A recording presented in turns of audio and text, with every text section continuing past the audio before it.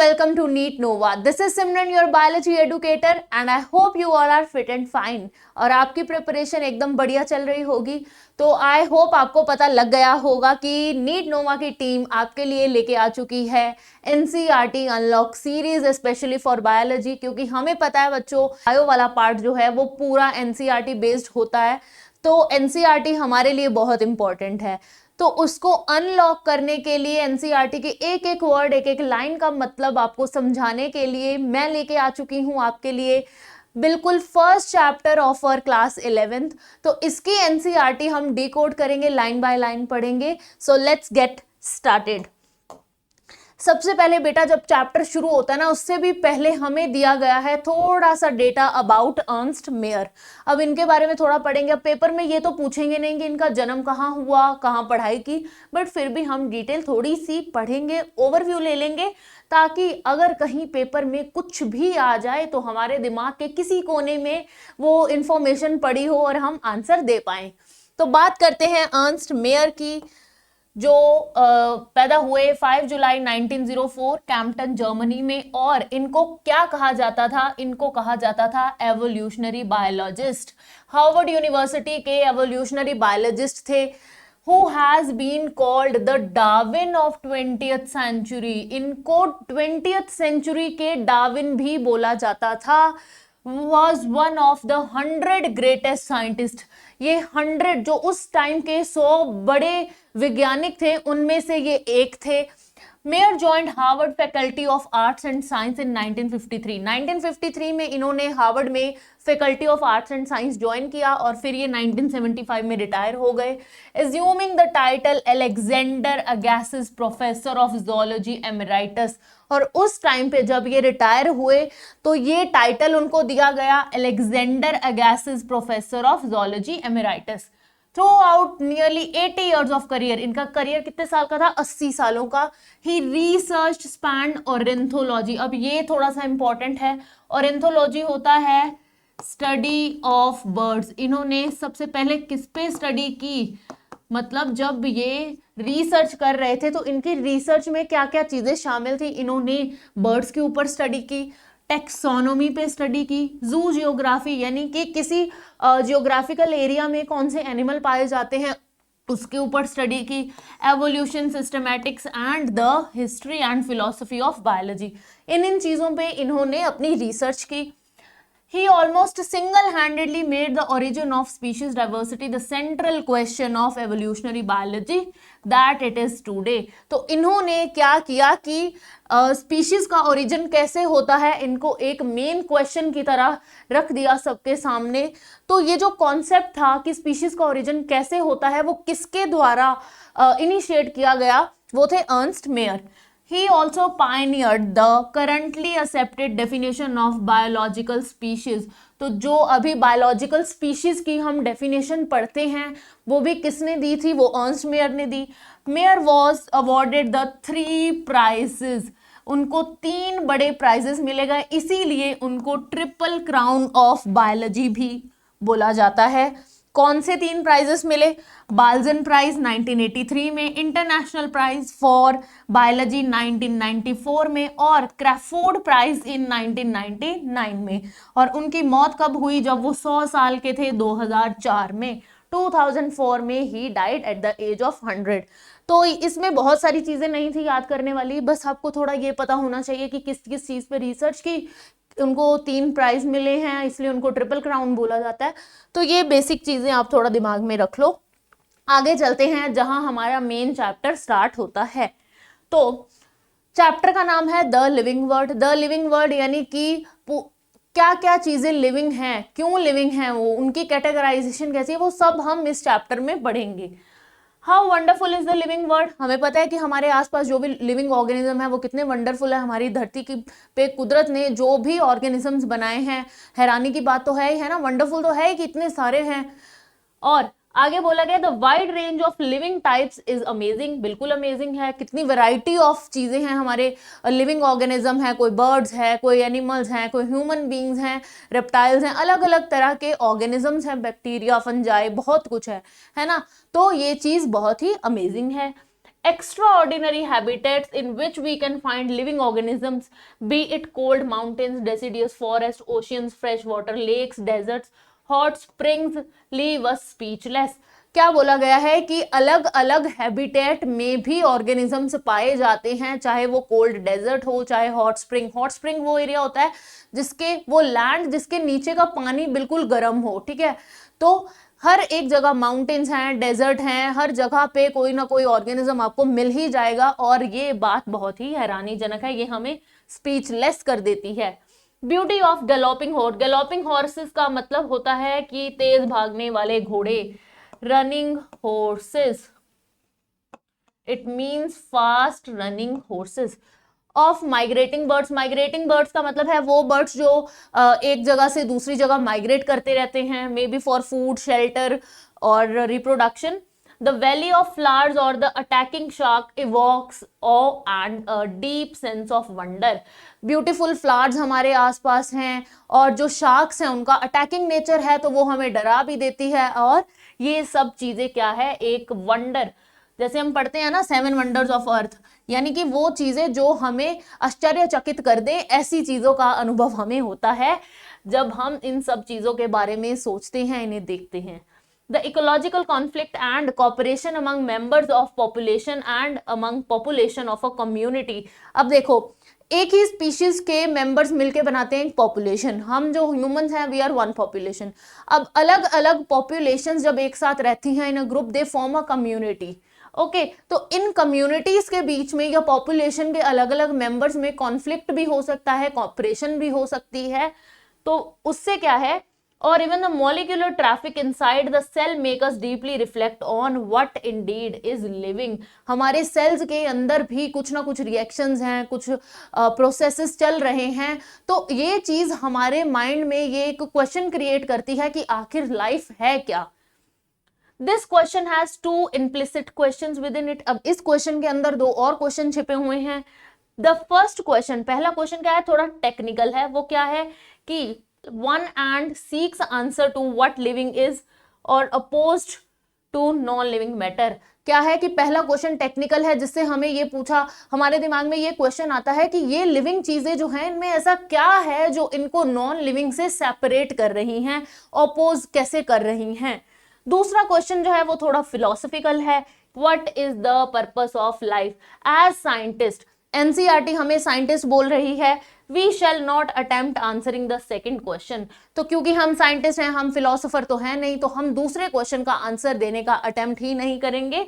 हम सिर्फ पहले क्वेश्चन जो था व्हाट इज लिविंग, उसी पे रिफ्लेक्ट करेंगे, उसी के बारे में सोचेंगे. तो चलिए आगे.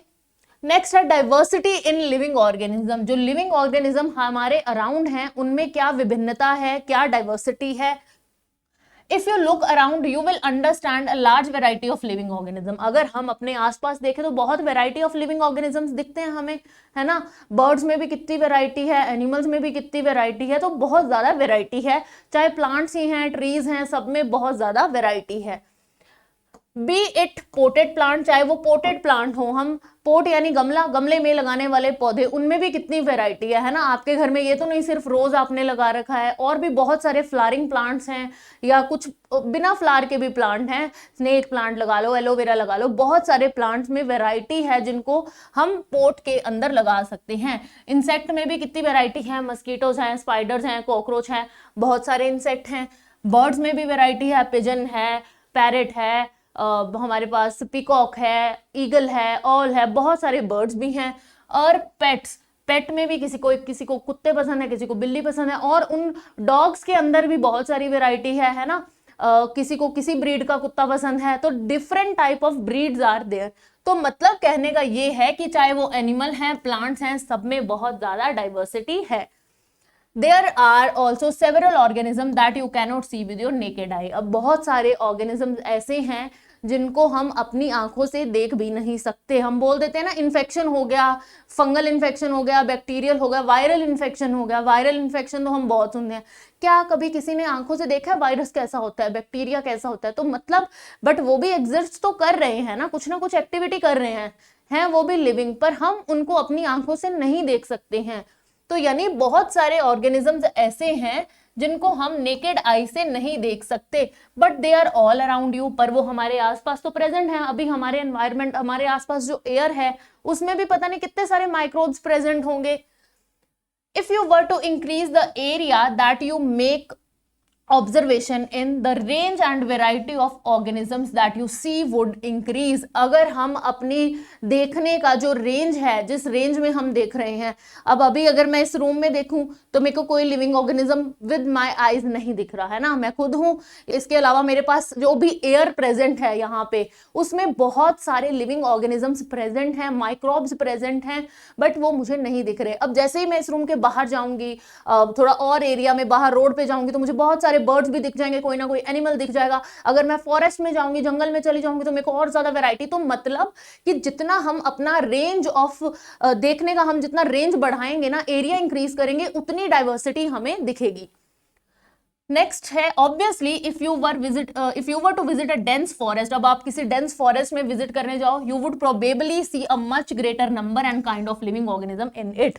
अब आप अपनी गली के मुकाबले, मोहल्ले के मुकाबले एक बार किसी जंगल में जाओगे तो आपको ऑब्वियसली वहां से ज्यादा वैरायटी देखने को मिलेगी of living organisms. Each different kind of plant, animal or organism that you see represent a species। अब हर different type का animal, plant जो भी आप देख रहे हो वो क्या consist करता है, क्या बनाता है, एक species, वो किसी particular species को belong करता है। The number of species that are known and described range between 1.7 to 1.8 million। अब यहाँ बनता है एक important question कि जितनी number of species, different type of animals या फिर ऑर्गेनिजम्स कह लो, प्लांट्स, एनिमल, माइक्रोब्स जो भी हैं, different type of organisms still non, उनकी रेंज क्या है, 1.7 से लेके 1.8 मिलियन तक। और दिस रेफर्स टू बायोडाइवर्सिटी, इसी चीज को हम बायोडाइवर्सिटी बोलेंगे, यानी कि the number and type of organism present on earth. धरती के ऊपर जितने भी नंबर या फिर टाइप ऑफ ऑर्गेनिजम्स प्रेजेंट हैं उसी को हम बोलेंगे बायोडाइवर्सिटी। बायो का मतलब होता है लाइफ, डाइवर्सिटी मींस वैरायटी, विभिन्नता। तो लाइफ, लिविंग ऑर्गेनिजम्स के अंदर कितनी डाइवर्सिटी है उसी चीज को बोलेंगे बायोडाइवर्सिटी। और इसकी रेंज क्या है, कितने हमें नंबर ऑफ स्पीशीज अभी तक पता है, वो है 1.7 टू 1.8 मिलियन। और इस पे क्वेश्चन आता ही आता है। This is important line from the NCERT. We should remember here that as we explore new areas and even old ones, new organisms are continuously being identified। जैसे ही हम नए एरियाज देखेंगे या फिर किसी पुराने एरिया को भी जाके एक्सप्लोर, किसी एरिया पे जाके आप 2 महीने बाद, 6 महीने बाद देखोगे तो वहां भी आपको नए ऑर्गेनिजम्स देखने को मिलेंगे। हो सकता है जब आप दोबारा विजिट करने जा रहे हो तब वो डॉग्स, कैट्स, प्लांट्स या फिर एनिमल्स जो आपने उस टाइम देखे थे वो अब नए, उनकी जगह कोई और आ गए हो, है ना। तो वैरायटी जो है वो चेंज होती रहती है, हमें नई वैरायटी, नई डाइवर्सिटी देखने को मिलती है जब भी हम कोई नया एरिया या फिर हम कोई पुराना एरिया भी दोबारा से एक्सप्लोर करेंगे। तो ये भी एक क्वेश्चन बन सकता है कि बायोडाइवर्सिटी इंक्रीज होती है या फिर डिक्रीज होती है जब भी हम कोई नया एरिया एक्सप्लोर करते हैं। तो number of organisms which we observe वो इंक्रीज होते हैं या डिक्रीज होते हैं जब भी हम कोई नया या पुराना एरिया एक्सप्लोर करेंगे। तो उसका आंसर आएगा दे ऑलवेज इंक्रीज। ठीक है, आगे चलते हैं। As stated earlier, there are million of plants and animals in the world। अभी पीछे ही हमने पढ़ा कि 1.7 से 1.8 मिलियन तक रेंज करता है ना।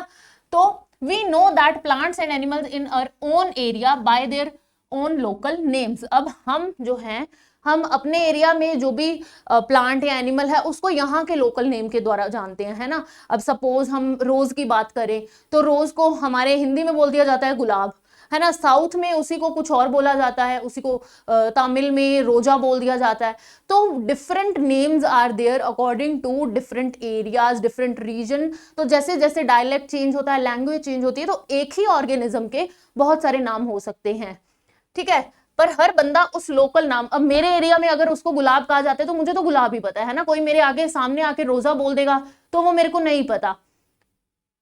The local names would vary from place to place। अभी बताया कि प्लेस टू प्लेस ये डिफर करते हैं, कंट्री टू कंट्री डिफर कर सकते हैं। हमारे यहाँ हिंदी में अगर गुलाब बोलते हैं तो इंग्लिश में इसको रोज बोलते हैं, है ना। Difference is there. Even within a country, एक कंट्री के अंदर भी अलग अलग एरियाज, जैसे मैंने बताया कि साउथ में कुछ और बोल देंगे, हमारे यहाँ कुछ और बोल देंगे, ईस्ट साइड में कुछ और बोलेंगे, तो अलग अलग एरियाज, एक कंट्री के अंदर भी किसी सेम चीज का नाम जो है वो डिफरेंट हो सकता है. Probably you would recognize the confusion that would be created if we didn't find ways and means to talk to each other to refer to organism we are talking about. अब अगर मान लो हमें एक common method ना मिले, एक कोई common name ना डिसाइड हो कि यही नाम ही है, इस एक ऑर्गेनिज्म को सब यही बोलेंगे, तो अगर उसका वो एक पर्टिकुलर नाम ना रखा जाए तो हमें तो कंफ्यूजन हो जाएगी, है ना, आपस में कम्युनिकेट करने में. मेरे को अगर सपोज, अब तो हमें इंग्लिश पता है तो हमें रोज पता है ना, जिसको इंग्लिश नहीं आती उसके सामने कोई आके रोज बोल देगा तो उस बेचारे को तो पता ही नहीं चलेगा. सपोज दो साइंटिस्ट को, इंडिया का कोई साइंटिस्ट है और कोई अमेरिका का साइंटिस्ट है, उनको किसी एक ऑर्गेनिज्म के बारे में डिस्कशन करनी है, बट दोनों की लैंग्वेज डिफरेंट है, वो कुछ और बोलेगा, ये कुछ और बोलेगा, दोनों में कम्युनिकेशन बैरियर आ जाएगा. और इससे क्या है कि हम एक दूसरे से कम्युनिकेट, टॉक करना ही मुश्किल हो जाएगा, क्योंकि हमें पता ही नहीं होगा कि अगला बंदा किस ऑर्गेनिज्म के बारे में बात कर रहा है.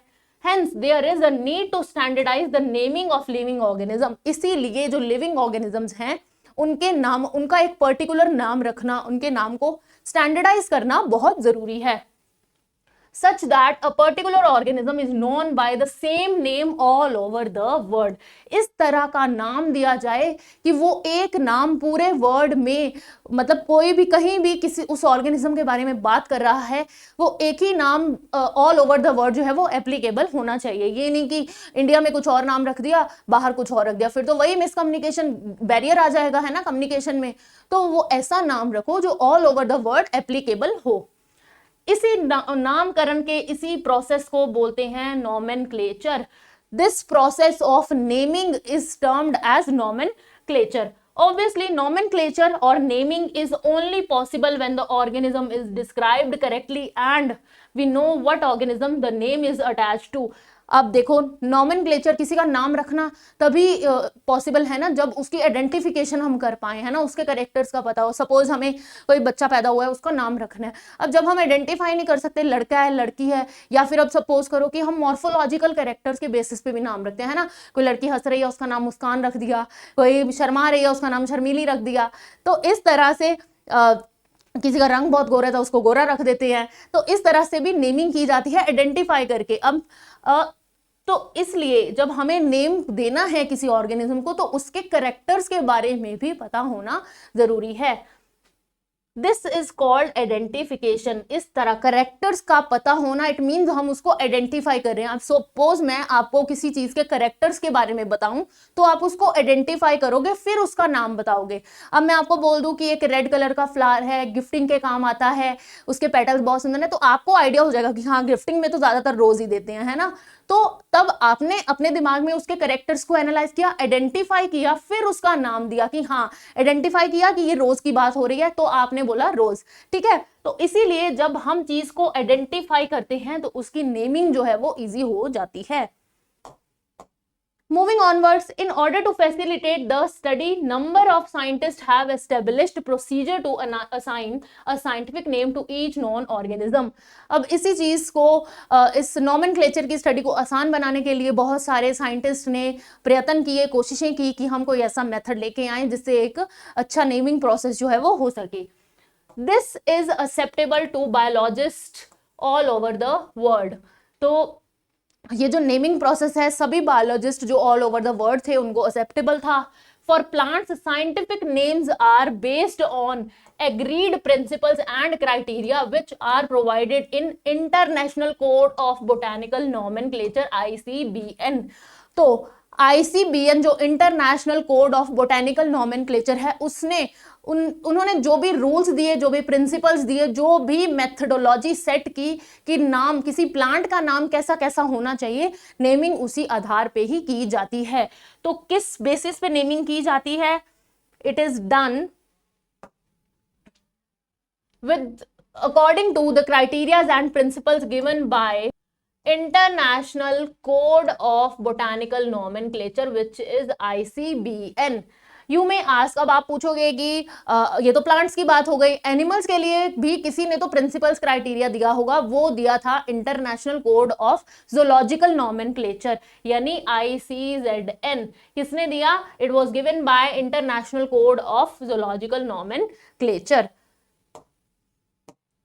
नेक्स्ट, अब कहते हैं साइंटिस्ट जो साइंटिफिक नेम थे उन्होंने इंश्योर किया that each organism has only one name. Scientific name, अब नेमिंग का मतलब ही क्या है? जब एक चीज के 2 से 3 मतलब अगर नाम रख दिए तो फिर तो प्रोसेस का फायदा ही नहीं है। तो इससे क्या इंश्योर होता है कि एक जो ऑर्गेनिज्म है उसका एक ही नाम हो, ताकि सबको वही नाम पता हो ऑल ओवर द वर्ल्ड, सब लोग उस ऑर्गेनिज्म को एक ही नाम से जाने। Description of any organism should enable the people in any part of world to arrive at the same name। जब उस ऑर्गेनिज्म का डिस्क्रिप्शन दिया जाए तो सब, कोई भी इंसान है इस पूरे वर्ल्ड में, वो एक ही नाम पे आ सके, एक ही नाम उसके दिमाग में आए कि ये इस चीज की बात हो रही है। They also ensure that such a name has not been used for any other non organism. और कोई भी ऑर्गेनिज्म का आपने नेम रखना है तो ये चीज इंश्योर की जाए कि पहले वो नाम जो है किसी और ऑर्गेनिज्म को ना दिया जा चुका हो। Next, biologist follow universally accepted principle to provide scientific names to known organism. जितने भी ऑर्गेनिजम्स हमें पता है, नोन है, बायोलॉजिस्ट ने उनको ऐसा नाम दिया जो कि उन प्रिंसिपल्स क्राइटेरियाज पे बेस्ड हो और यूनिवर्सली एक्सेप्टेड हो। ईच नेम, अब यहां से इंपॉर्टेंट क्वेश्चन जो है वो बनेंगे। Each name has 2 components, 2 components. अब यहाँ पे आपका जो टॉपिक है ना वो शुरू हो गया है नॉमेनक्लेचर वाला। यहाँ आपका नॉमेनक्लेचर वाला जो पार्ट है वो स्टार्ट हो रहा है।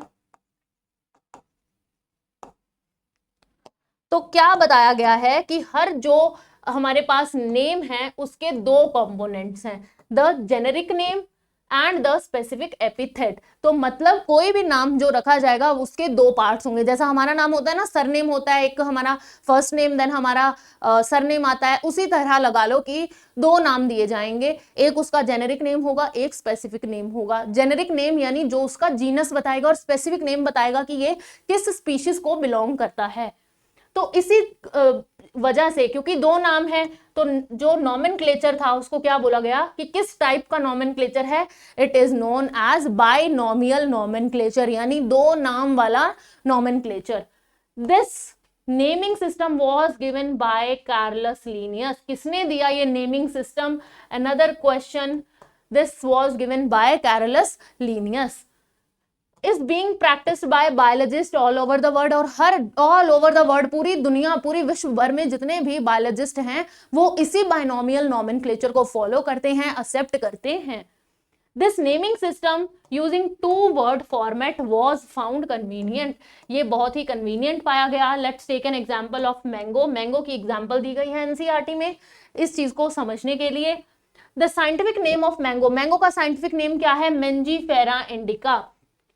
अब इस मेंजीफेरा इंडिका में मेंजीफेरा रिप्रेजेंट जीनस, यानी जो इसका ये फर्स्ट नेम है वो क्या रिप्रेजेंट कर रहा है? It is representing it's genus. And indica जो है वो क्या रिप्रेजेंट करता है कि ये किस पर्टिकुलर स्पीशीज को बिलोंग करता है।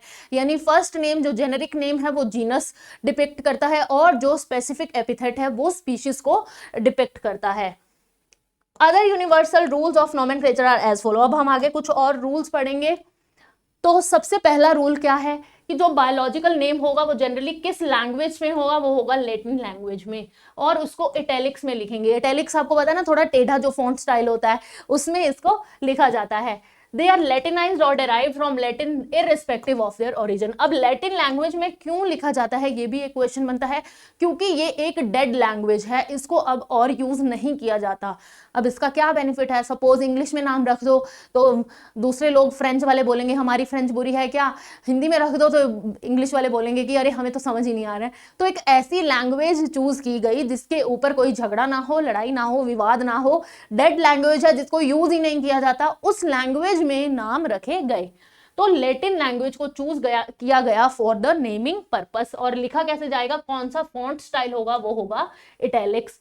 फर्स्ट वर्ड जो है बायोलॉजिकल नेम का वो रिप्रेजेंट करेगा जीनस, जो सेकंड कंपोनेंट है वो डिनोट करेगा कि स्पेसिफिक एपिथेट क्या है, मतलब वो किस स्पीशीज को बिलोंग करता है। Both the words of biological name when handwritten are separately underlined or printed in italics to indicate their Latin origin. अब अगर मेंजीफेरा इंडिका जो नाम था वो प्रिंटेड फॉर्म में है, सपोज जैसे यहाँ लिखा गया है, ये तो प्रिंटेड है ना, आपकी एनसीईआरटी प्रिंटेड है, उसी की फोटो है ये, तो एनसीईआरटी में जैसे लिखा गया है प्रिंटेड फॉर्म में क्या है, इटैलिक्स में, ये फॉन्ट स्टाइल क्या है, इटैलिक्स। पर अगर इसको मुझे हाथों से लिखना है तो I would write and underline it separately, मुझे इसको लिखना है और फिर दोनों नामों को सेपरेटली अंडरलाइन करना है। यही बात बोली गई है कि जब हैंड रिटन होगा तो उनको सेपरेटली अंडरलाइन करना है, जब प्रिंटेड होगा तो इटैलिक्स में होगा। फर्स्ट वर्ड जो है वो डिनोट करेगा जीनस और वो कैपिटल लेटर से स्टार्ट होगा, जैसे मैंने ये एम कैपिटल लिखा है, और जो सेकंड वर्ड है जो स्पेसिफिक एपिथेट को डिनोट करता है वो स्मॉल लेटर से स्टार्ट होगा, जैसे मैंने ये आई स्मॉल रखा है। तो ये रूल्स हैं आपके। मेंजीफेरा इंडिका वही लिखा है, एम कैपिटल है, आई स्मॉल है।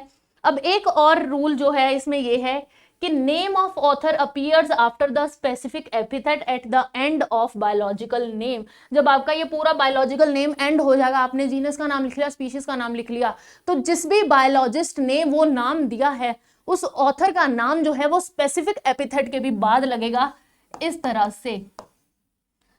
तो जैसे कि और उसको एब्रीवेटेड फॉर्म में लिखा जाएगा, तो सपोज अगर मेंजीफेरा इंडिका जो है वो लीनियस ने दिया, it was given by Linnaeus, तो एब्रीवेटेड फॉर्म में I would write LINN at the end of this name. तो मैं इस नाम के एंड पे जो है लीनियस के नाम से LINN जो है वो नाम के पीछे लगाऊंगी, जिससे ये पता लगेगा कि ये नाम किसने दिया था, ये नाम दिया गया था लीनियस के द्वारा।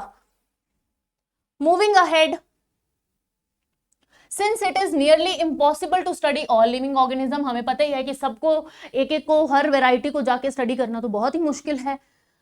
It is necessary to devise some means to make it possible. अब पॉसिबल तो नहीं है तो बड़ा मुश्किल, लेकिन अब स्टडी करनी है तो कुछ ना कुछ तो तरीका निकालना पड़ेगा कि इसको पॉसिबल बनाया जाए। This process is classification. क्या तरीका निकाला गया कि क्लासिफाई कर दो। क्लासिफाई का मतलब है, अब आपको मान लो पेन्स की स्टडी करनी है ना, सपोज आपके सामने बहुत पेन पड़े हैं, कोई रेड है, ब्लू है, ग्रीन है, ब्लैक है, तो आप पहले क्या करोगे, उनको क्लासिफाई करोगे। रेड वालों को एक तरफ कर दिया, ब्लू को एक तरफ कर दिया, ब्लैक को एक तरफ, ग्रीन को, फिर देखोगे कि कौन सा किस कंपनी से है, ठीक है। तो इस तरह से पहले उनकी मॉर्फोलॉजी के बेस पे उनको डिवाइड कर दिया। तो क्लासिफिकेशन का क्या मतलब है, process by which anything is grouped into convenient categories based on some easily observable characters. जो चीजें इजीली हम ऑब्जर्व कर सकते हैं उनके बेसिस पे चीजों को कन्वीनियंट कैटेगरीज में डिवाइड करना इज कॉल्ड क्लासिफिकेशन। तो अब सपोज आपको बोला जाए कि क्लास के अंदर हमें क्लासिफिकेशन करनी है, तो लड़कियां एक तरफ हो जाओ, लड़के एक तरफ हो जाओ, जिनकी हाइट ज्यादा है वो लड़के एक तरफ हो जाओ, कम हाइट वाले एक तरफ हो जाओ, उसी तरह लड़कियां भी जिनके बाल लंबे हैं वो एक तरफ हो जाओ, छोटे बाल वाली लड़के एक। तो इस तरह से जो कैरेक्टर्स हम ऑब्जर्व कर पा रहे हैं उनके बेसिस पे हमने डिवाइड कर दिया, इस चीज को बोलेंगे हम classification. For example, we recognize groups such as plants or animals or dogs, cats, insect. अब dog, cat, insect हमारे सामने है तो ये तो पता चल जाएगा ना कि ये dog है, ये cat है, ये insect है, ये plant है, ये animal है, इतना तो हमें ऐसे observe हो जाएगा, है ना। The moment we use any of these terms, we associate certain characters with the organism in that group. What image do you see when you think of a dog? तो अब जब भी हम इन ऑर्गेनिजम्स का नाम ले रहे हैं, suppose I am saying dog, तो चाहे किसी भी वैरायटी का डॉग हो, मेरे सामने एक सर्टेन इमेज आती है कि डॉग क्या होता है ना। वैसे ही कैट्स बोल रहे हैं, अब कैट्स की भी कितनी स्पीशीज हो सकती है, अलग अलग ब्रीड हो सकती है, बट मेरे सामने एक इमेज आती है कि हाँ कैट ऐसी होती है। उसी तरह प्लांट्स ऐसे होते हैं, बट मैं डिफरेंशिएट नहीं करूंगी ना कि हाँ नहीं कैट में भी ये ब्रीड है, ये कैट ऐसी, इतना तो कौन ही करता है ना। तो एक जनरलाइज्ड इमेज बनती है कि डॉग क्या है, कैट क्या है। Now, if we were to think of Alsatians, we know that what we are talking about. अब Alsatians होते हैं जर्मन शेफर्ड। अब कुत्ते डॉग्स की जनरली बात करें तो हमने किसी भी डॉग की इमेज बना ली, बट जब हम जर्मन शेफर्ड की बात करेंगे तो पर्टिकुलरली उसी की इमेज बनेगी, तो हमें पता होगा कि हम किसके बारे में बात कर रहे हैं। Similarly suppose we were to say mammals, We would of course think of animals with external ears, body, hair. Likewise, in plants, if we were to talk of wheat, the picture would come in our mind will be wheat plant, not rice or any other plant. तो यानी जब हमें किसी भी suppose mammals के बारे में बोला है तो हम मैमल हैं, हमारे दिमाग में क्या फोटो आएगी कि जिनके एक्सटर्नल ईयर होते हैं या जिनकी बॉडी पे हेयर होते हैं वो मैमल्स होते हैं। उसी तरह अगर मैं आपको बोलूं कि व्हीट प्लांट के बारे में सोचो तो आप राइस प्लांट तो नहीं सोचोगे ना, आप कॉर्न या शुगर केन कुछ और तो नहीं सोचने लग जाओगे, व्हीट बोला है तो व्हीट ही सोचोगे, है ना। Hence, all these dogs, cats, mammals, wheat, rice, plants, animals, etc. are convenient categories we use to study organism. अब ये सारी हैं क्या, ये हैं तो कैटेगरीज ही ना, कि मैंने आपको ऑर्गेनिजम्स दे दिए, suppose dogs, cats, plants, animals, इनमें आपने कैटेगरीज में डिवाइड कर दिया, ये डॉग है, ये प्लांट है, ये कैट्स हैं, ये एनिमल्स है ना, सबको आपने डिवाइड कर दिया। अब उनमें से अगर मैं आपको बोलूँ, प्लांट में से बोलूँ कि व्हीट प्लांट जो है उनको अलग करो, तो आप व्हीट प्लांट्स को अलग कर दोगे, हैं तो सारी कैटेगरीज ही ना, प्लांट भी तो एक कैटेगरी थी, उनमें से आपने व्हीट प्लांट की कैटेगरी अलग कर दी। तो ये सारी ही क्या थी, कैटेगरीज थी जिनको हमने स्टडी ऑफ ऑर्गेनिजम्स के लिए यूज किया। The scientific term for these categories is taxa. In categories के लिए जो साइंटिफिक टर्म है वो क्या है, टेक्सा। यानी कि कैटेगरी और टेक्सा एक ही चीज है, बस टेक्सा जो है वो कैटेगरी का एक साइंटिफिक नेम, फैंसी सा नाम रख दिया और कुछ भी नहीं। Here you must recognize that taxa can indicate categories at different levels. अब जो टेक्सा है, आप देखो प्लांट एक ब्रॉड कैटेगरी आ गई, उन प्लांट्स को मैं डिवाइड कर दूं, किन पे फूल लगते हैं, किन पे फूल नहीं लगते, उनमें से भी अलग, कोई रोज है, कोई सनफ्लावर है जिन पे फूल नहीं लगते, वो भी एलोवेरा है, स्नेक प्लांट है, मतलब बहुत सारी अलग अलग कैटेगरीज हैं सब कैटेगरीज, पर इनका रैंक डिफरेंट है। सबसे ऊपर प्लांट्स आ गए, प्लांट्स के नीचे की कैटेगरी आ गई जिन पे फ्लावरिंग है, जो नॉन फ्लावरिंग है उनके अंदर भी कुछ डिफरेंट कैटेगरीज आ गई। तो ये सब क्या है, अलग अलग रैंक पे प्रेजेंट हैं। हम सारे एनिमल्स हैं, पर हम में से कुछ रेप्टाइल्स हैं, कुछ मैमल्स हैं, कुछ मैमल्स में भी कुछ कार्निवोर्स हैं, कुछ हर्बीवोर्स हैं। These all are categories but at different levels. Plant as form a one taxa, plants जो है वो एक कैटेगरी बनाते हैं, है ना। Wheat is also a taxa, wheat भी एक कैटेगरी है, जहां पे वर्ड टेक्सा आ रहा है इट मीन्स कैटेगरी, व्हीट भी एक कैटेगरी है। सिमिलरली एनिमल्स, ओवरऑल एनिमल्स एक कैटेगरी है। प्लांट्स और एनिमल्स में मैं आपको बोलूं कि क्लासिफाई कर दो तो आप एनिमल्स एक तरफ कर दोगे, प्लांट्स एक तरफ, यानी दो कैटेगरीज बना दोगे।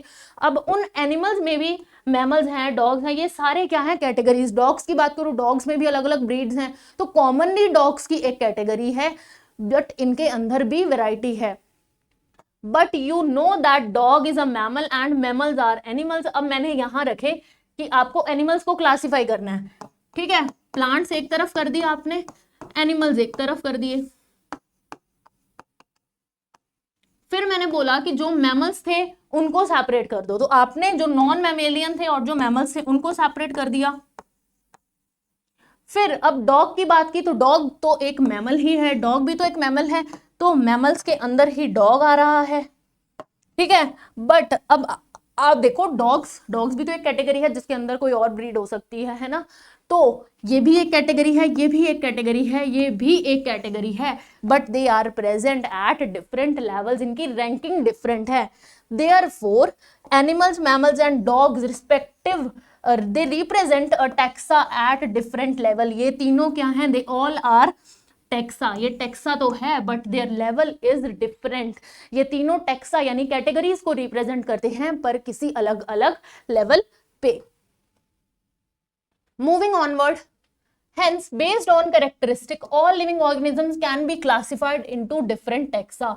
तो इसी जो क्लासिफाई करके उनके करेक्टर्स के बेस पे उनको अलग अलग कैटेगरीज में डाल सकते हैं, इस प्रोसेस को हम बोलेंगे टेक्सोनॉमी।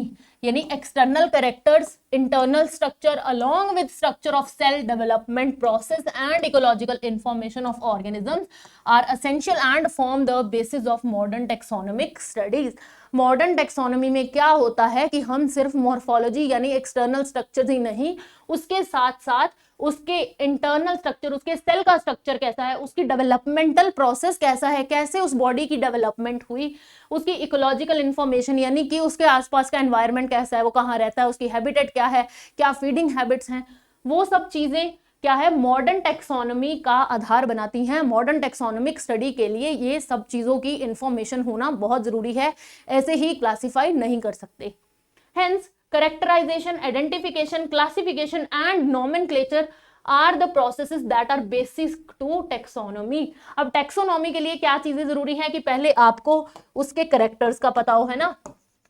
क्या क्या चीजें जरूरी हैं, कैरेक्टर्स का पता होना यानी कैरेक्टराइजेशन। देन कैरेक्टर्स के बेस पे अब आपके सामने रोज का प्लांट है, पहले आप देखोगे कि हाँ रेड कलर का है, किस टाइप की अरेंजमेंट है पेटल्स की, उसकी फ्रेग्रेंस कैसी है, उस कैरेक्टर के बेस पे आप आइडेंटिफाई करोगे कि ये रोज ही है। तो सेकंड चीज क्या आएगी, उसकी आइडेंटिफिकेशन। आइडेंटिफाई करोगे, उसको क्लासिफाई करोगे कि हाँ ये रोज है, अलग है, बाकी जैसा नहीं है, आप उसकी क्लासिफिकेशन करोगे। फिर आप नोमेनक्लेचर करोगे कि हाँ जी ये रोज ही है, जब आप फाइनली पता लग जाएगा, जब आप ये डिसाइड कर लोगे कि हाँ ये कुछ अलग है, बाकियों जैसा नहीं है, आप उसको क्लासिफाई कर लोगे तो वो अलग चीज क्या है, वो रोज है, ठीक है। फिर इन चीजों को ही मिला के ये सारे प्रोसेस किस में इन्वॉल्व हैं, these all process are involve in the taxonomy, they are involve in, they are a part of taxonomy. यानी टेक्सोनॉमी में हम क्या करते हैं, हम चीजों की कैरेक्टराइजेशन करते हैं, उनकी आइडेंटिफिकेशन करते हैं, उनकी क्लासिफिकेशन करते हैं एंड उनका नोमेनक्लेचर भी करते हैं। नेक्स्ट है taxonomy is not something new, कोई नई चीज नहीं है। Human beings have always been interested in knowing more and more about the various kind of organisms. Human beings हम जो है हमेशा से इंटरेस्टेड रहे हैं कि और नई नई चीजें जानते रहें, कहीं सुकून तो आता नहीं है, अलग अलग चीजें एक्सपेरिमेंट करनी है हमें, particularly with reference to their own use. अब क्या है, हमारे काम की क्या चीजें हैं, जो एक डंकी है उससे हम क्या काम ले सकते हैं, ऊंट से क्या काम ले सकते हैं, ऑक्स से क्या काम, हम अपनी चीजों, अपनी जरूरतों के हिसाब से चीजों की स्टडी करने में हमेशा से इंटरेस्टेड रहे हैं। तो अर्ली डेज में क्या होता था, human beings needed to find sources of their basic needs of food, clothing and shelter. अब ह्यूमन बीइंग्स जो थे अर्ली नीडेड में, वो खोज किस लिए, रिसर्च किस लिए, ये जांच करते रहते थे कि उनको कोई शेल्टर की चीज मिल जाए, किससे वो अपना शेल्टर बना सकते हैं, फूड कहाँ से ले सकते हैं। तो ये सब चीजों के लिए ह्यूमन बीइंग्स जो हैं वो ऑब्जर्व करते थे, वो ज्यादा से ज्यादा चीजें जो हैं उनको जानना चाहते थे, सो दैट कि वो अपने काम की चीजें जो हैं, उनको जो जरूरतें हैं वो पूरी कर पाए। Hence, earliest classification was based on the uses of various organism. Again, question is here कि आप सबसे जो अर्लीस्ट मेथड ऑफ क्लासिफिकेशन था वो किस चीज पे बेस्ड था, तो वो किस पे बेस्ड था, वो बेस्ड था यूज ऑफ वेरियस ऑर्गेनिज्म की, डिफरेंट ऑर्गेनिज्म क्या यूज दे सकते हैं। अगर प्लांट्स खाने का काम कर रहे हैं, हमें फूड का सोर्स दे रहे हैं, तो दे अलग कैटेगरी क्लासिफाई कर दो। एनिमल्स जो हैं वो हमारे लिए ट्रांसपोर्ट में हेल्प कर रहे हैं, तो उनको अलग कैटेगरी में डाल दो। तो इस तरह यूजेस के बेसिस पे क्लासिफिकेशन की गई। Moving on, human beings were since long and not only interested in knowing more about different kind of organism and their diversity, but also the relationship among them. अब हमारी जांच पड़ताल यहीं तक नहीं रुकी, हमने और क्या जानना चाहा कि ये आपस में रिलेटेड कैसे हैं, इनके कॉमन इंसेस्टर, हम जैसे आपस में करते हैं ना कि रिलेशनशिप ट्री निकालने लग जाते हैं कि हाँ वो मेरे दादा के दादा का ये आगे आगे रिलेशन निकालते हैं, है ना। तो वो मतलब क्या है कि हम किस पॉइंट से जुड़े हुए हैं, एवोल्यूशनरी हिस्ट्री क्या है हमारी, तो उस चीज को भी ह्यूमंस ने स्टडी किया कि इनका आपस में अलग अलग दो प्लांट्स, एनिमल्स कुछ भी हैं तो इनका कॉमन ओरिजिन कहाँ से हुआ, इनका कॉमन रिलेशनशिप क्या है।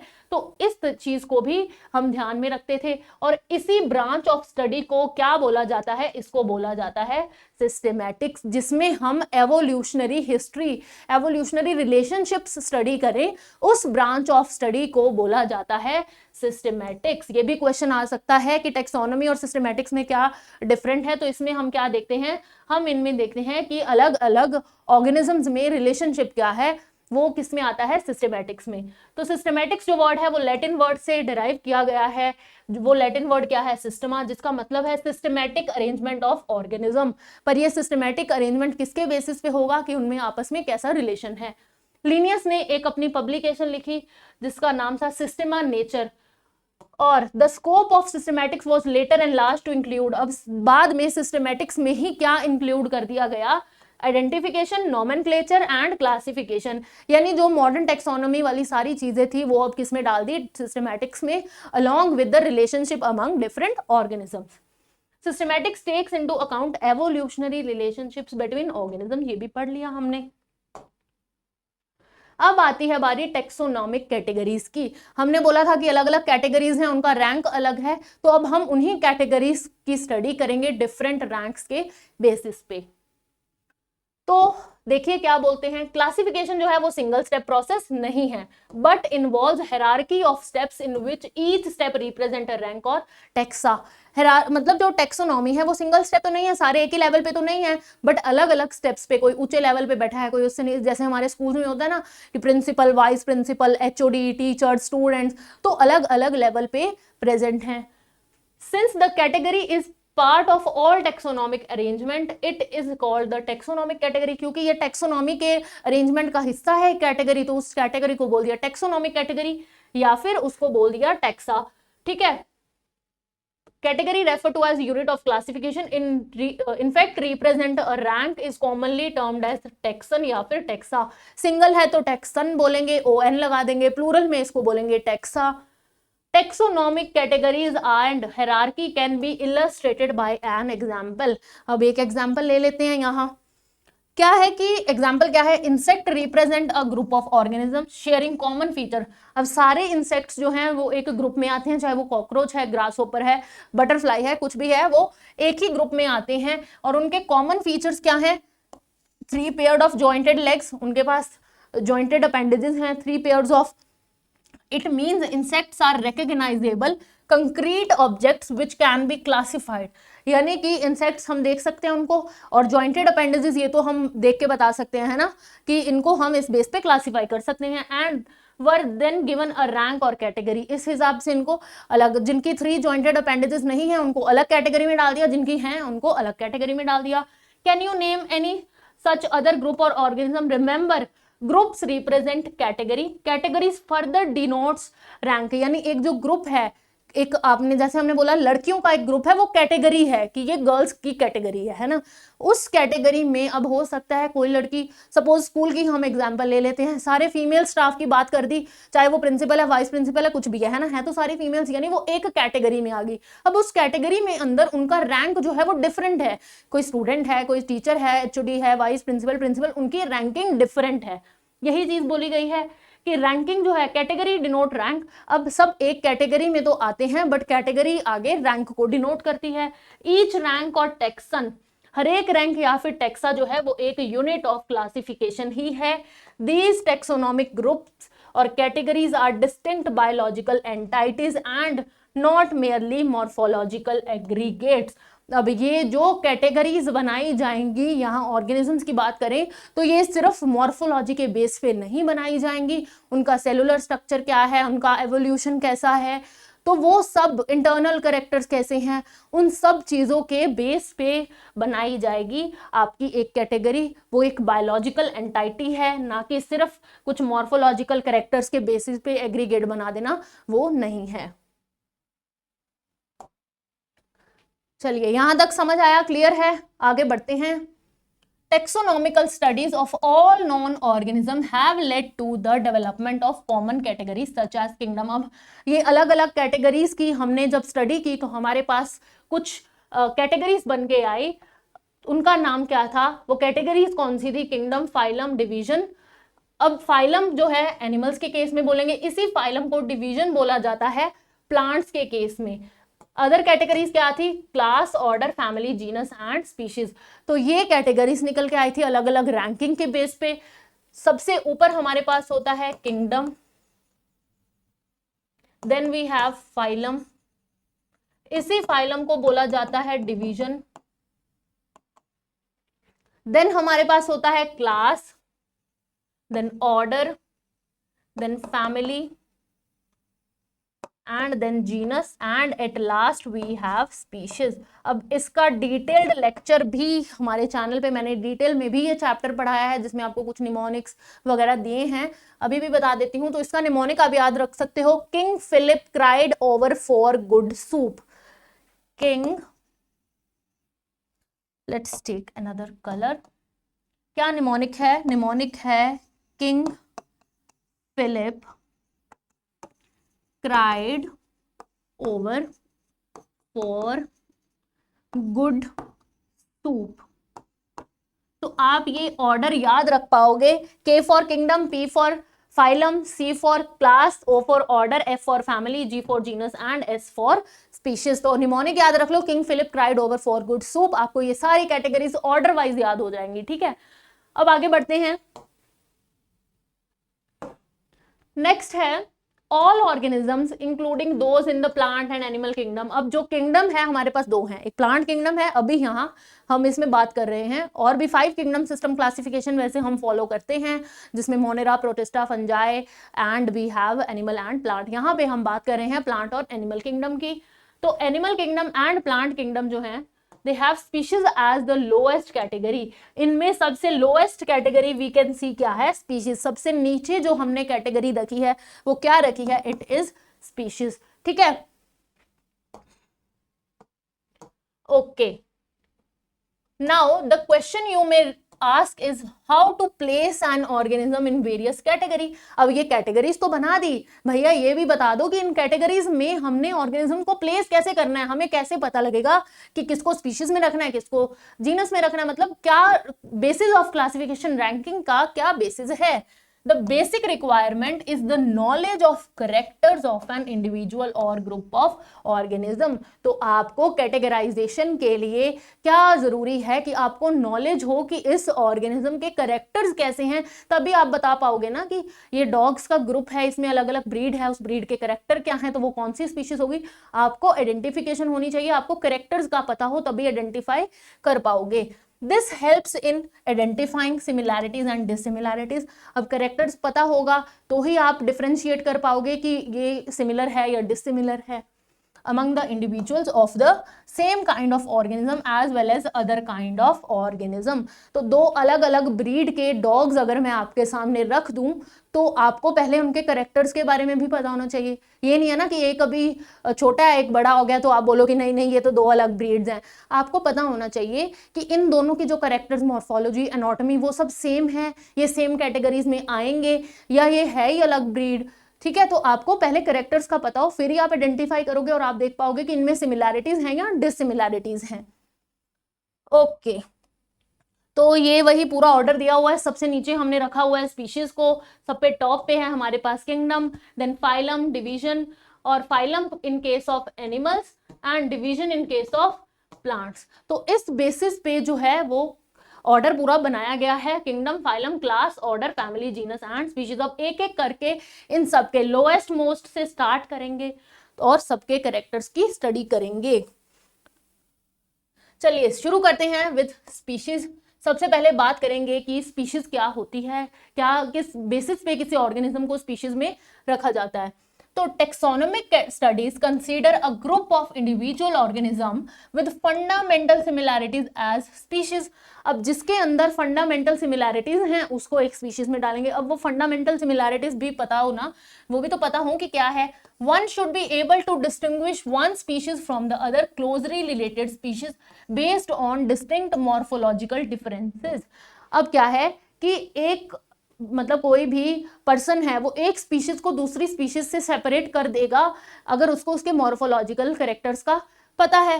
For example let's consider Mangifera indica, Solanum tuberosum and Panthera leo. अब मेंजीफेरा इंडिका हमें पता है मैंगो है, सोलेनम ट्यूबरोसम होता है पोटैटो, और पैंथेरा लियो यानी कि लायन। अब ये तीनों नेम्स में इंडिका हमें पता है कि जो सेकंड नेम है इंडिका, ट्यूबरोसम एंड लियो, ये हमें पता है कि ये स्पेसिफिक एपिथेट है, यानी ये किसको डिनोट कर रहे हैं, दीज डिनोट्स द स्पीशीज की ये ऑर्गेनिज्म किस स्पीशीज को बिलोंग करता है।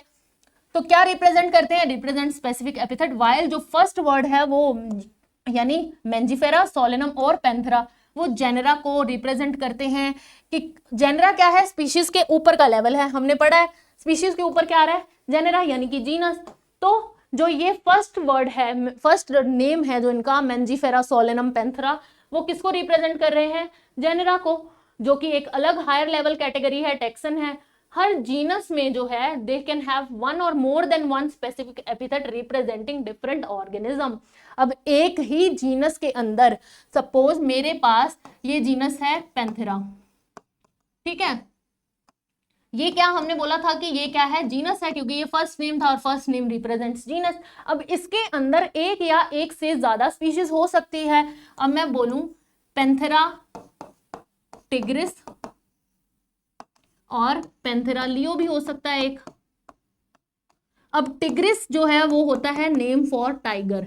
पैंथेरा टिग्रिस जो है वो टाइगर का ही बायोलॉजिकल नेम है, और पैंथेरा लियो जो है वो है लायन का बायोलॉजिकल नेम। अब ये दोनों जो हैं ये क्या है, टिग्रिस और लियो अलग अलग स्पीशीज हैं, पर इनका किस जेनेरा के अंदर आती हैं, they come under same genera, that is Panthera.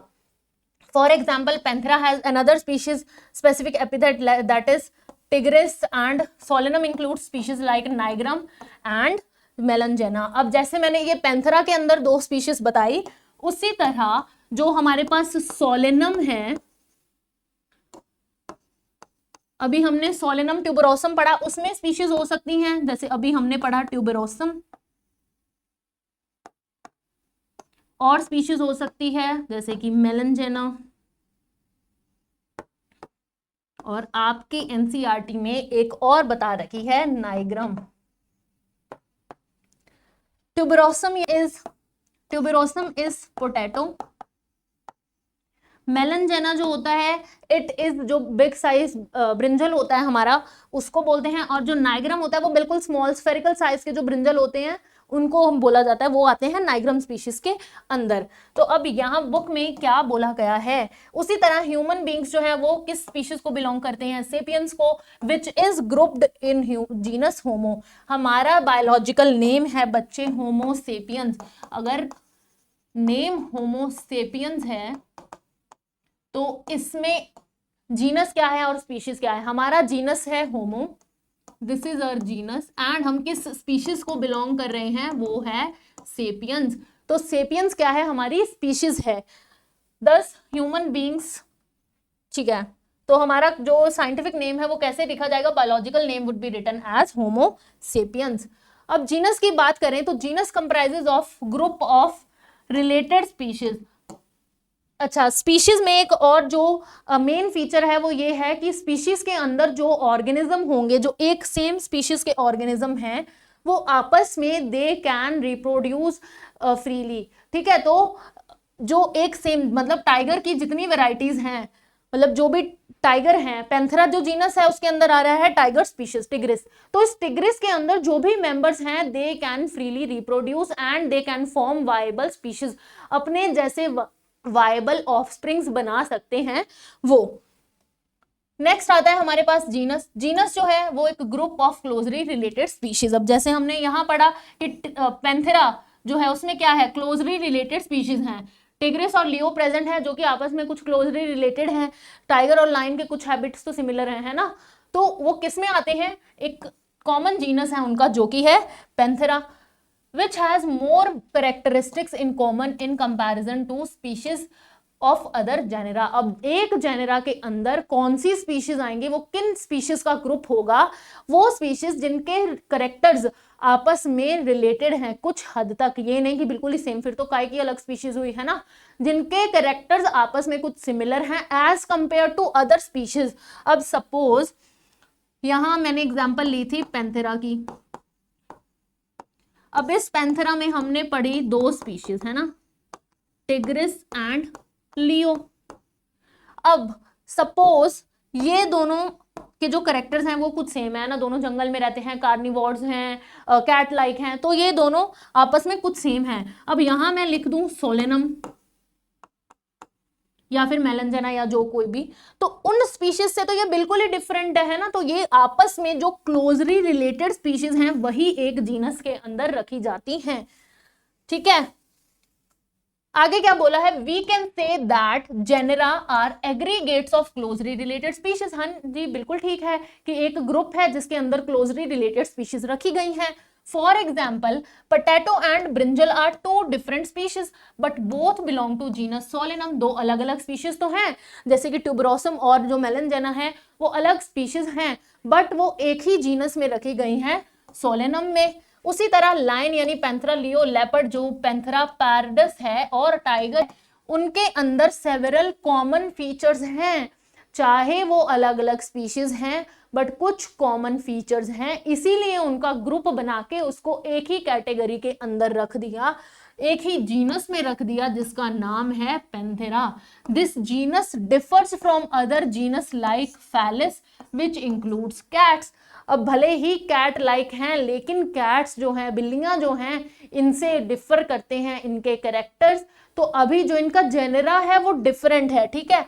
एक जेनेरा है हमारे पास फैलिस, एक है पैंथेरा। हो सकता है कि इनका अपर रैंक जो है वो कोई सिमिलर हो, लेकिन ये डिफरेंट जीनस में आते हैं। फैलिस के अंदर आती हैं कैट्स और पैंथेरा के अंदर आते हैं, हमने अभी पढ़े, लियो, टिग्रिस एंड पार्डस। ये 3 स्पीशीज आपकी एनसीईआरटी में दिए गए हैं पैंथेरा जीनस के अंदर जो आती हैं। लियो यानी लायन, टिग्रिस यानी कि टाइगर एंड पार्डस यानी कि लेपर्ड। तो ये तीनों स्पीशीज जो हैं वो आपको याद करनी है। फेलिस के अंदर आपको पता लग गया ऐसा जीनस है जिसमें क्या आती हैं कैट्स, ठीक है। अब वो जंगली बिल्ली हो सकती है, डोमेस्टिक कैट हो सकती है, तो डिफरेंट वेराइटीज जो हैं वो इस जीनस के अंदर अलग अलग स्पीशीज हो सकती हैं। आगे आती है फैमिली, स्पीशीज, जीनस, फैमिली, ठीक है। अपर रैंक की तरफ जा रहे हैं हम।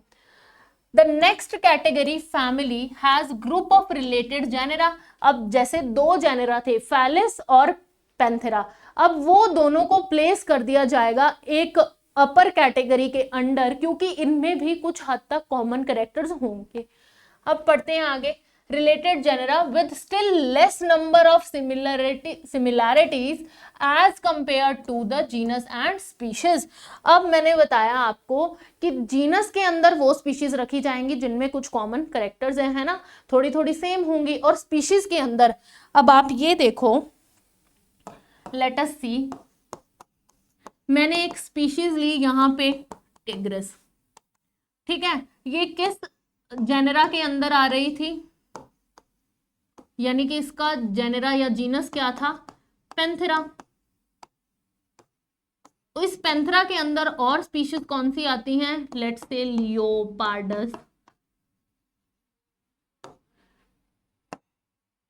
अब इसके अलावा एक जेनेरा है वो है फैलिस। ये दोनों कॉमन किसी कॉमन फैमिली के अंडर आएंगे, ठीक है। अभी हमने पढ़ा कि ये जो टिग्रिस है, ठीक है, टिग्रिस के अंदर आते हैं सारे टाइगर्स। अब टाइगर्स जितने भी हैं वो सब सिमिलर हैं, उनकी एनाटॉमी सिमिलर है, उनकी मॉर्फोलॉजी सिमिलर है एज कंपेयर टू लायन। अब लायन जितने हैं, यानी कि इस लेवल में सिमिलैरिटी बहुत ज्यादा है, एकदम ही सिमिलर हैं। जैसे ही हम अपर लेवल पे गए, जब हमने एक स्पीशीज के अंदर देखा कि सब सिमिलर है, दूसरी स्पीशीज के साथ कंपेयर किया तो सिमिलैरिटीज थोड़ी कम हो गई।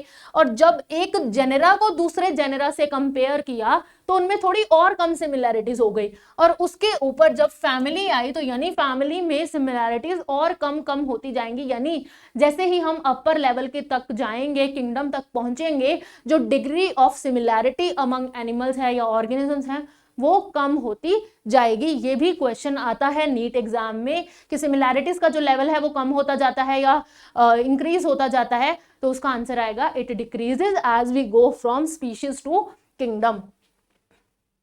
आगे पढ़ते हैं। Families are characterized on the basis of both vegetative and reproductive features of plant species. Again a question is here कि plant species के अंदर families को किस basis पे characterize किया जाता है, then हम उनके vegetative और reproductive दोनों features की study करते हैं। तो आपका आंसर आएगा both vegetative and reproductive features। अब plants के अंदर एग्जाम्पल लेते हैं 3 different genera, suppose Solanum, Petunia and Datura. They all are placed in same family Solanaceae. एक ही फैमिली सोलेनेसी के अंदर 3 अलग अलग हमारे पास जेनेरा हैं which are Solanum, Petunia and Datura, ठीक है। एनिमल्स की बात करें तो हमारे पास जीनस जो पैंथेरा है जिसमें लायन, टाइगर, लेपर्ड आ रहे थे, are put along in same genus. उसी तरह जो फैलिस है जिसमें कैट्स आ रहे थे, अब इन दोनों को किस फैमिली के अंदर रखा गया, वो फैमिली है फेलिडे। मैंने बताया था कि इनको कॉमन फैमिली के अंदर रखा जाता है, वो फैमिली क्या है, Felidae. Similarly, if you observe the features of cats and dogs, you will find some similarities and some differences as well. अब cat और dog को स्टडी करेंगे तो हो सकता है कुछ similarities हों, कुछ differences हों।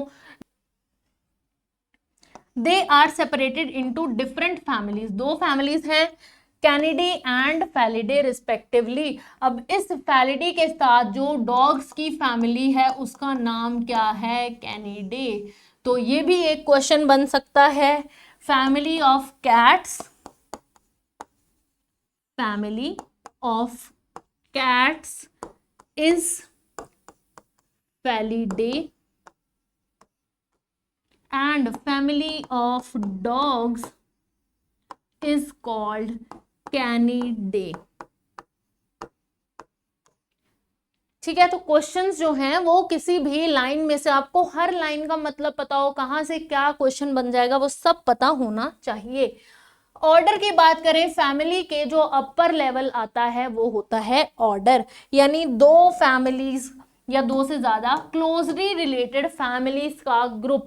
ऑर्डर में हम जैसे जेनरा में रखी हमने क्लोजली रिलेटेड स्पीशीज, जेनरा जो कंबाइनिंग थ्री थे उनको एक रख दिया फैमिली के अंडर, उसी तरह ऑर्डर के अंदर रखेंगे closely related families. You have seen earlier that categories like species, genus and families are based on number of similar characters.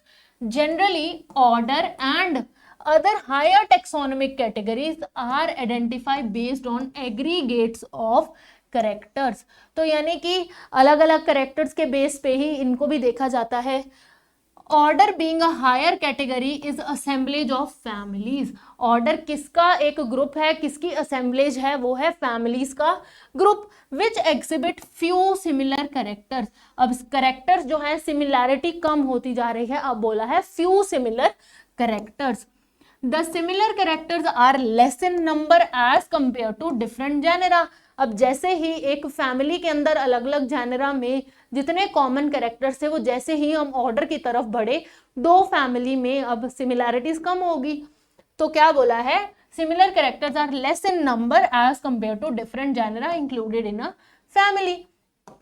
Plant families like Convolvulaceae, Solanaceae are included in the order Polemoniales.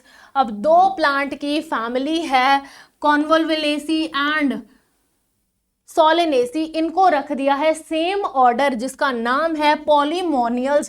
किस आधार पे इनको same में रखा गया है? कि उनका floral characters कैसे हैं, जो उनका फ्लावर है उसकी अरेंजमेंट कैसी है, किस तरह के कैरेक्टर्स हैं, उस बेसिस पे इसको रखा है सेम ऑर्डर के अंदर। The animal order Carnivora includes families like Felidae and Canidae. अब जो कार्निवोरा ऑर्डर है उसमें कैनिडी और फेलिडी, जो दो अलग हमने फैमिलीज पढ़ी थी, उसको किस कॉमन ऑर्डर के अंदर रखा गया है? वो है आपका कार्निवोरा। यानी अगर ऑर्डर कार्निवोरा है तो उसके अंदर दो फैमिलीज को कौन सी बताई हैं आपकी एनसीईआरटी में? They are Felidae and Canidae. ठीक है, आगे चलते हैं। अच्छा, फेलिडी के अंदर हमने कौन से दो जेनेरा पढ़े थे? Felis and Panthera.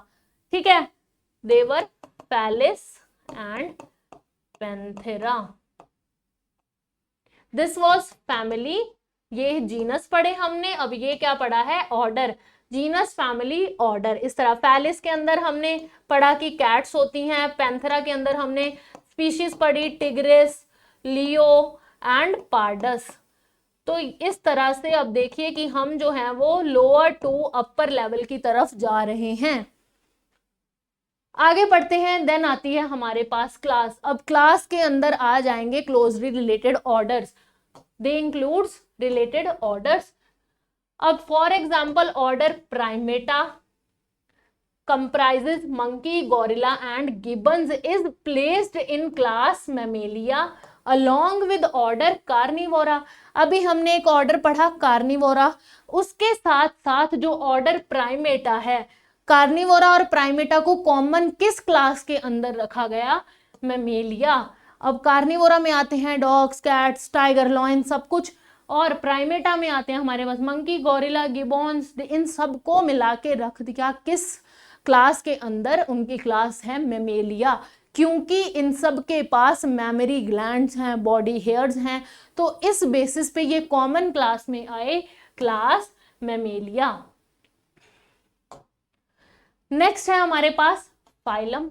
अब फाइलम जो है उसमें ऑब्वियसली क्लासेस का ग्रुप होगा। Classes comprising animals like fishes, amphibians, reptiles, birds along with mammals constitute the next higher category called phylum. All these based on common characteristic like presence of notochord। अब suppose जो भी organisms थे, higher reptiles की अलग class थी, reptilia, Aves, Mammalia, उनके पास basic common characters थे जैसे कि presence of notochord, dorsal hollow neural system and they are included in the phylum Chordata।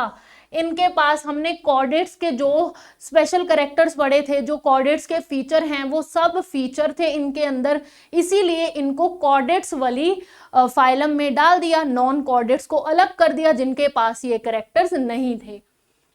तो प्लांट्स के केसेस में बात करें, the classes with few similar characteristics are assign to higher category called division. अब plants के अंदर जैसे animals में हमने बोला फाइलम है, ग्रुप ऑफ क्लासेस, प्लांट्स के अंदर वो ग्रुप ऑफ क्लासेस को बोला जाता है डिवीजन। फाइलम वर्ड के इक्विवेलेंट ही है आपका वर्ड डिवीजन, बट हम प्लांट्स के लिए डिवीजन वर्ड यूज करते हैं। Last and top most category जो हमारे पास है, जो रैंक है, वो है kingdom. All animals belonging to various phyla are assigned to highest category। सबसे हाईएस्ट कैटेगरी क्या है?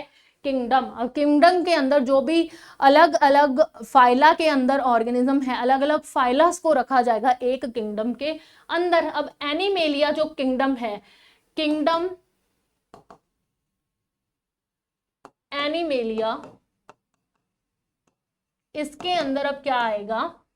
In the classification system of animals, animals का जो किंगडम है वो क्या है? एनिमेलिया। उसी तरह प्लांट्स का किंगडम, सारे प्लांट्स किस किंगडम में आते हैं? किंगडम प्लांटे के अंदर। अब यानी एनिमल, जो एनिमल किंगडम है उसको एनिमेलिया बोला जाता है, उसके अंदर आएंगे ऑल एनिमल्स। उसी तरह प्लांट किंगडम के अंदर आएंगे सारे प्लांट्स। फॉर्म वेरियस डिवीजन, अलग अलग फाइलम्स के जो ऑर्गेनिज्म हैं वो एक कॉमन किंगडम में आएंगे। अगर वो प्लांट फाइलम है तो मतलब प्लांट डिविजन्स हैं, है ना, अलग अलग डिविजन्स के जो प्लांट्स हैं वो एक कॉमन किंगडम में आएंगे जिसको बोलेंगे किंगडम प्लांटे। अब क्या प्लांट और एनिमल में कोई सिमिलैरिटी है? दोनों लिविंग हैं, बट एज सच क्या हम इनको एक ही ग्रुप में रख सकते हैं? अगर मैं आपके सामने प्लांट्स और एनिमल्स रख दूं तो आप में से कोई ऐसा मुझे नहीं लगता होगा कि जो उनको एक ही कैटेगरी में रख दे। आप प्लांट्स को सेपरेट कर दोगे, एनिमल्स को सेपरेट कर दोगे, तो उनमें कोई ऐसी सिमिलैरिटी नहीं है कि उनको एक ही कैटेगरी में कहीं डाल दिया जाए। तो वो क्या है? They are the top most, last category है जो अलग है। प्लांट और एनिमल किंगडम दोनों को अलग कर दिया गया है। प्लांटे जो किंगडम है उनमें सारे प्लांट्स आएंगे, जो एनिमल किंगडम यानी एनिमेलिया है उसमें सारे एनिमल्स आएंगे। Henceforth we will refer these two groups as animal and plant kingdoms। तो इन दो जो एनिमेलिया है और प्लांटे है इनको कॉमनली हम एनिमल किंगडम, प्लांट किंगडम भी बोल सकते हैं। तो ये आपकी कैटेगरीज समाप्त हुई। अब क्या बोला है? The taxonomic categories from species to kingdom have been shown in ascending order. हमने स्टार्टिंग में ही वो टेबल कर लिया था जिसमें हमने पढ़ी थी स्पीशीज से लेके किंगडम तक की। अब आगे क्या है? आप ये फिगर देख लीजिए, पहले टेबल देखिए, इसके अंदर सारी टेक्सोनॉमिक कैटेगरीज दी गई हैं। हमारे पास 4 एग्जाम्पल है। अब आपकी एनसीईआरटी में इन चारों ऑर्गेनिजम्स के kingdom, phylum, class, family, genus, species सब बताया गया है। तो सबसे पहला आता है मैन, यानी हम ह्यूमन बींग्स। हमारा जो बायोलॉजिकल नेम है वो है होमो सेपियंस, यानी हमारा जो जीनस है वो है होमो और हमारी स्पीशीज है sapiens. Genus is homo, species is sapiens. Family हमारी है होमिनिडे, ऑर्डर है प्राइमेटा, क्लास है मेमेलिया, और हम किस डिवीजन को या किस फाइलम को, अब डिवीजन होता है प्लांट्स के लिए, फाइलम होता है एनिमल्स के लिए, यानी हम किस फाइलम को बिलोंग करते हैं? हमारा फाइलम है कॉर्डेटा। उसी तरह हाउस फ्लाई का बायोलॉजिकल नेम है मस्का डोमेस्टिका। मस्का जीनस है, डोमेस्टिका स्पीशीज है, फैमिली उसकी है मस्कीडे, ऑर्डर है डिप्टेरा, क्लास है इंसेक्टा, और वो किस फाइलम को बिलोंग करता है? It belongs to phylum Arthropoda. Poda. Next हमारे पास है मैंगो, हमने पढ़ा है इसका तो biological name Mangifera indica, genus Mangifera, family है एनारकार्डिएसी, ऑर्डर है Sapindales, class is dicotyledonae and its division, अब प्लांट की बात कर रहे हैं तो डिवीजन इज एंजियोस्पर्म में, एंजियोस्पर्म्स होते हैं फ्लावरिंग प्लांट्स। लास्ट है हमारे पास वीट, वीट का बायोलॉजिकल नेम है ट्राइटिकम एस्टाइवम, वीट का बायोलॉजिकल नेम है ट्रेटिकम या ट्राइटिकम एस्टाइवम। तो इसका जीनस हुआ ट्रेटिकम, स्पीशीज हुई aestivum, family is Poaceae, order है Poales, class is monocotyledonae and its family its division is again angiosperm में, ये भी एक फ्लावरिंग प्लांट होता है। अब इस पैराग्राफ में देख लेते हैं कुछ रह तो नहीं गया। हायरार्की हमने पढ़ ली थी फिगर 1 में, जो ये दिखा देती हूं मैं आपको। हाँ, ये सारी हायरार्की बताई गई है कि स्पीशीज से लेके किंगडम तक असेंडिंग ऑर्डर में आपको दिया गया है।